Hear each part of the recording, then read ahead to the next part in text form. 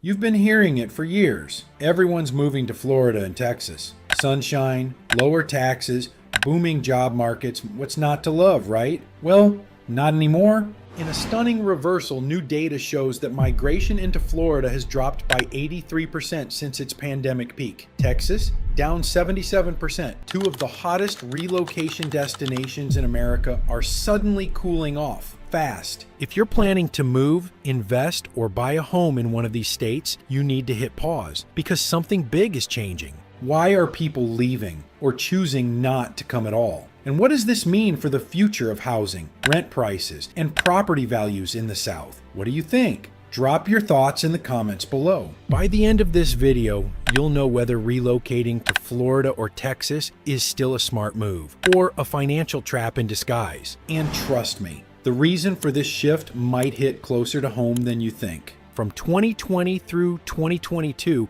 Florida and Texas weren't just popular, they were unstoppable. As lockdowns swept through the country, millions packed up and headed south. Lower taxes, warmer weather, and fewer COVID restrictions made these states look like the promised land. In 2021 alone, Florida gained over 300,000 new residents, and Texas added nearly 400,000. U-Haul literally ran out of trucks in some northern cities. Real estate in Miami, Austin, Tampa, and Dallas exploded. Homes that sat at $300,000 were suddenly worth $500,000. This wasn't just a trend, it was a migration wave. But now that wave is crashing. According to a 2024 report by CBRE, domestic migration into Florida dropped 83% from its pandemic peak. Texas saw a 77% drop. These are not small fluctuations. They're seismic shifts. Think about that. If 100 people were moving to Florida during the boom, only 17 are now. Even national moving companies like U-Haul and United Van Lines are reporting steep declines in inbound moves to these once booming states. Meanwhile, demand is surging in places like the Carolinas, Tennessee, and parts of the Midwest. The red state boom didn't just slow down, it hit the brakes. So what changed? Why are people suddenly hitting pause on paradise? Let's dig into the reasons people are either leaving or not showing up in the first place. When you think of Florida and Texas, you picture affordability, sunshine, and freedom. But if you look closer, that image is cracking, and fast. Let's start with the cost of housing. During the pandemic, home prices in Florida rose by over 60% in just 2 years. Texas wasn't far behind. What used to be affordable alternatives to California or New York are now borderline unaffordable. In Miami, the median home price hit $610,000, but the median income hasn't kept up. In Austin, prices surged so fast during 2021 to 2022 that buyers are now underwater as the market corrects. The result? Newcomers are priced out, locals feel squeezed, and would-be migrants are looking elsewhere. But it's not just home prices, it's what comes after you buy. One of the biggest deal breakers in Florida right now is home insurance. Thanks to climate risks and hurricane damage, the average annual home insurance premium in Florida has doubled since 2021, with some homeowners paying over $6,000 a year. Major insurers like Farmers and AAA have exited the state or reduced coverage, leaving homeowners scrambling for options. That low-tax lifestyle suddenly doesn't look so cheap when you add thousands in unexpected costs just to protect your home. Texas, on the other hand, wears its no state income tax badge with pride, but there's a catch. Property taxes in Texas are among the highest in the country. On a $350,000 home, many Texans pay over $7,000 a year in property taxes every single year. Combine that with high utility bills and rising insurance premiums, and the cost of living is biting harder than most transplants expected.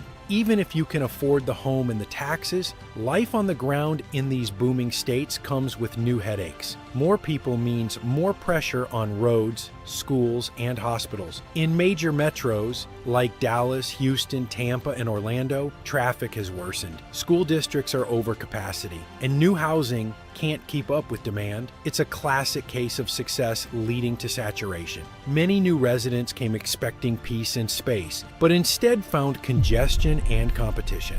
And then there's a quieter, more personal factor: political climate. While not the top reason for everyone, Recent policy shifts in both states have made headlines. Book bans, abortion restrictions, and controversial education laws have made some families and young professionals think twice. For some, it's a reason to move in. For others, it's a reason to move out. Either way, it's affecting the flow of people in and out. Bottom line, Florida and Texas promised affordability, opportunity, and a better life. But rising costs, strained systems, and insurance chaos are making people pause or pack their bags. And that brings us to the next big question. Who's still moving and who's leaving? Despite the slowdown, people are still moving to Florida and Texas, but the kind of people moving in has changed, and that shift tells us everything about what's really going on. Take Florida, for example. Retirees continue to head south, and for them, the economics still work. They often own their homes outright, so rising mortgage rates aren't a concern. Insurance premiums and property taxes, while high, are more manageable when you're not juggling daycare, debt, or career moves. For retirees looking to spend their golden years near the beach or on the golf course, Florida still delivers. Texas, meanwhile, is still pulling in corporate giants. Tesla, Oracle, Hewlett-Packard. They've all made major moves to cities like Austin, Dallas, and Houston. These relocations bring in high-earning professionals with strong job security. But let's be clear, this isn't the same wave of remote workers and middle-class families we saw during the pandemic. That crowd, the real engine behind the Sunbelt boom, is slowing down. And here's where things take a turn. The biggest drop-off has been among young professionals, families, and digital nomads, the very people who rushed in when everything felt wide open and affordable. Back then, Florida and Texas seemed like a dream. Low taxes, warm weather, more space for less money. Now, that dream is dimming. For this group, the math no longer works. Sky-high housing costs, insane insurance premiums, and overcrowded cities have them looking elsewhere. Instead of pushing south, many are turning their attention east and north. The Carolinas are seeing strong inflows thanks to their balance of affordability and job growth. Tennessee is gaining traction too, with no state income tax and lower housing prices. And in the Midwest, cities like Columbus, Indianapolis, and Kansas City are becoming sleeper picks, offering what Florida and Texas used to, a shot at the American dream without going broke. Suddenly, Florida and Texas aren't the obvious choice. They're just two of many options, and in a more crowded field, they're starting to lose ground. Which brings us to the real question: what should you do? If you've been eyeing a move to Florida or Texas, whether to escape high taxes, invest in real estate, or just chase better weather, it's time for a reality check. You might be hearing that the market is cooling, but don't mistake that for affordability. In cities like Miami, Austin, and Tampa,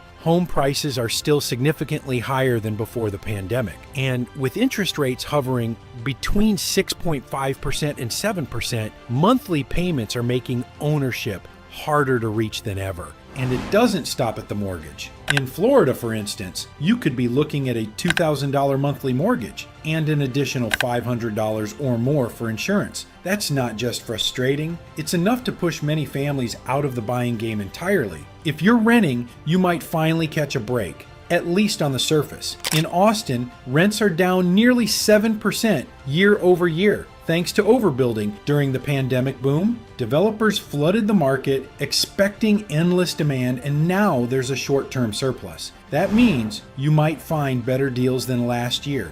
But don't get too comfortable. Insurance costs, property taxes, and rising utility bills often get passed on to tenants in other ways, so even renters aren't totally shielded from the affordability crunch. For investors, the message is clear. Tread carefully. The gold rush days are over. Short-term rental profits in hot markets like Orlando and Houston are thinning out.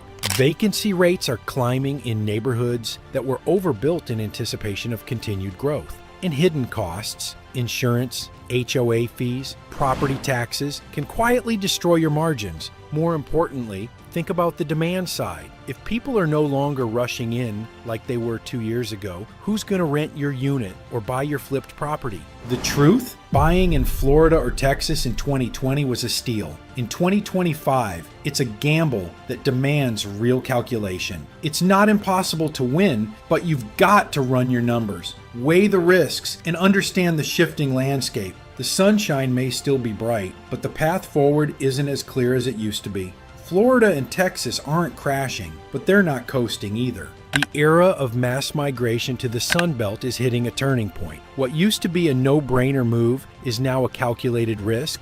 Rising costs, overwhelmed infrastructure, and insurance nightmares are forcing people to rethink their plans, and in some cases, reverse course entirely. This isn't the end of Florida or Texas, it's a shift in the narrative. If you're planning a move, buying property, or investing, this is your signal to dig deeper. What once worked for everyone might not work for you anymore. And while the spotlight dims on these southern giants, other regions like the Carolinas, Tennessee, and the Midwest are quietly stepping up, offering affordability and opportunity. So here's the big question. Is this just a pause or the start of a permanent migration reset? Drop your thoughts in the comments. Would you still move to Florida or Texas today? And don't miss my next video, so like and subscribe to keep updated.